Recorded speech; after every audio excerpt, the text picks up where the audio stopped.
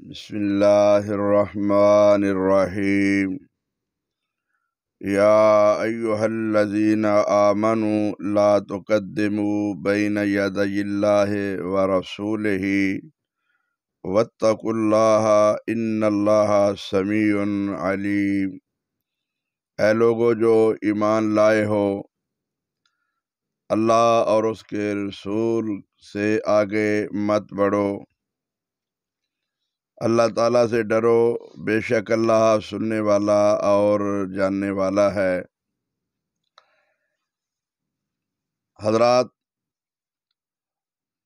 درود و سلام کے متعلق کل درس میں یہ بتایا گیا تھا کہ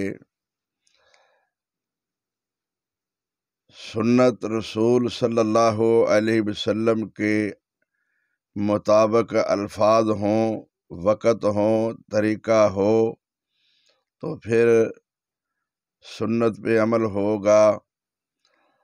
اگر انسان الفاظ بھی اپنے، وقت بھی اپنا، طریقہ بھی اپنا استعمال کرے گا تو وہ سنت پہ عمل نہیں ہوگا، جبکہ کسی بھی عمل کے قبول ہونے کی شرط یہ لگائی گئی ہے کہ اس پہ محمد رسول اللہ صلی اللہ علیہ وسلم کی مہر ہو۔ جب تک رسول اللہ صلی اللہ علیہ وسلم کے قول، فعل، عمل کے مطابق وہ عمل نہ ہوگا تب تک وہ عمل قبول نہیں ہوگا۔ آج ہمارے بھائی یہ کہتے ہیں کہ حرج کیا ہے، یہ کام تو اچھا ہے، نیکی کا کام ہے، ثواب کا کام ہے، الفاظ اچھے ہیں، اس میں برا کون سا جملہ ہے، اس میں کون سی حرام چیز ہے۔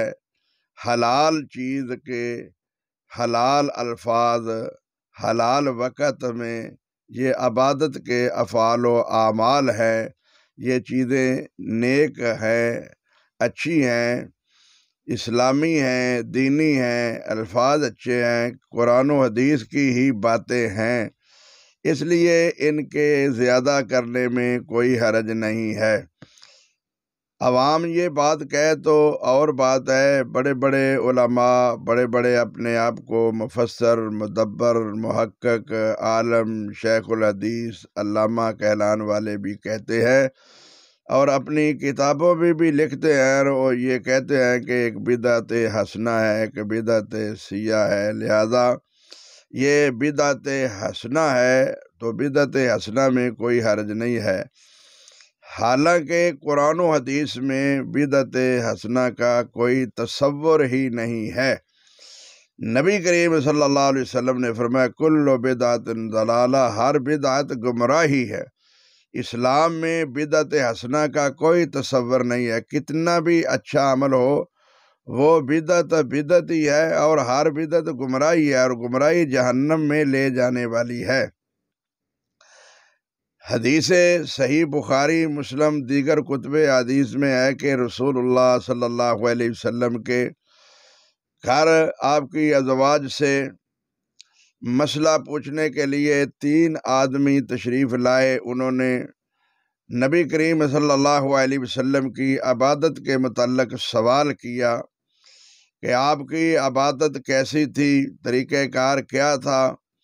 تو آپ کی ازواج کی طرف سے، یعنی محمد رسول اللہ صلی اللہ علیہ وسلم کی بیویوں کی طرف سے، امہات المومنین کی طرف سے یہ جواب دیا گیا کہ نبی کریم صلی اللہ علیہ وسلم کی عادت یہ تھی، آپ بہت لمبا قیام کرتے تھے۔ نبی کریم صلی اللہ علیہ وسلم کے روزہ کے متعلق بتایا گیا، نبی کریم صلی اللہ علیہ وسلم کی جو عادت مبارک تھی اس کے متعلق بتایا گیا۔ تو تینوں آدمی اس وقت یہ کہنے لگے یار ہم تو عام آدمی ہیں محمد رسول اللہ کے مقابلہ میں، تو رسول اللہ صلی اللہ علیہ وسلم اتنے بڑے رسول ہو کر اتنی بڑی لمبی عبادت کرتے ہیں، اتنی بہت بڑی نیکی کرتے ہیں، ہم کو تو ان سے زیادہ کرنی چاہیے۔ تو ایک آدمی نے اس وقت یہ کہا کہ بھئی میں ساری رات قیام کروں گا، میں سوؤں گا نہیں۔ دوسرے نے کہا کہ میں ہر روز روزہ رکھوں گا، چھوڑوں گا ہی نہیں۔ تیسرے نے کہا کہ میں نکاح نہیں کروں گا، جو وقت میں نے بیوی کو دینا ہے وہ بھی میں اللہ کے لیے وقف کرتا ہوں۔ تو رسول اللہ صلی اللہ علیہ وسلم کو اس بات کا علم ہوا۔ آپ صلی اللہ علیہ وسلم نے اس وقت یہ فرمایا تھا، مر راغب عن سنتی فلیس منی، جس نے میری سنت سے منہ پھیرا وہ مجھ سے نہیں ہے۔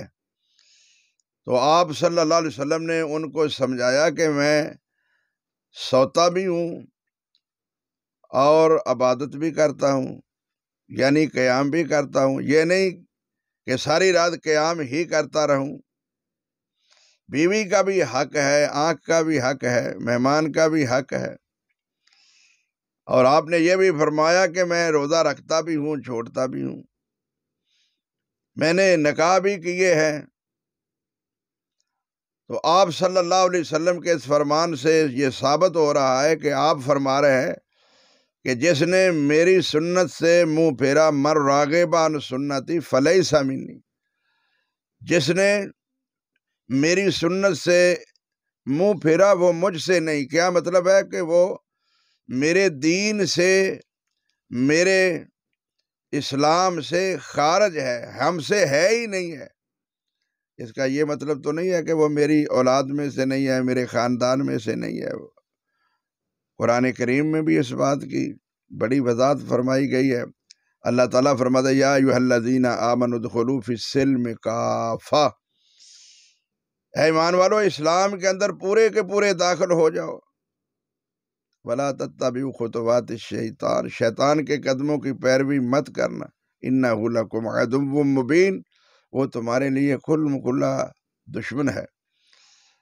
اور اسی اسلام کی تشریح توضیح کرتے ہوئے خود رب العالمین نے فرمایا، وَمَن يَبْتَغِ غَيْرَ الْإِسْلَامِ دِينًا فَلَن يُقْبَلَ مِنْهُ وَهُوَ فِي الْآخِرَةِ مِنَ الْخَاسِرِينَ، جو اس دین اسلام کے علاوہ اور انداز طریقہ کار اختیار کرے گا، مذہب اختیار کرے گا، کسی اور انسان کے پیچھے چلے گا، خواہ وہ نبی ہی کیوں نہ ہو،